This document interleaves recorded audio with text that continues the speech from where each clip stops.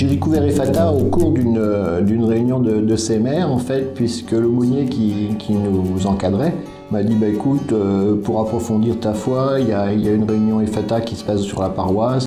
Pour moi, Ephata, c'était quelque chose qui nous permettait de nous initier, en fait, de faire un point sur l'endroit où on était, sur notre foi, sur l'Église. J'ai surtout une foi qui est basée sur la connaissance de personnes en particulier. Ephata, ça m'a apporté de connaître mieux, en fait, d'où venait notre foi, la chronologie de la naissance du christianisme, la connaissance de la Bible un peu plus précise, comment ça avait été écrit.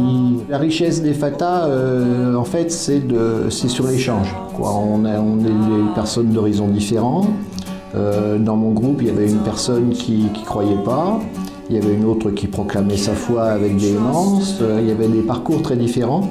Et Ephata, pour moi, c'est à partir d'échanges entre les différentes personnes qui participent, c'est avoir une base sur ce qu'est la foi. Il s'adresse à l'homme d'aujourd'hui parce que chacun vient avec ses bagages en fait et chacun a une histoire différente. Puis chacun repart avec les idées qu'il croit bonnes. Moi, ça m'a apporté la richesse de ce que les autres ont apporté.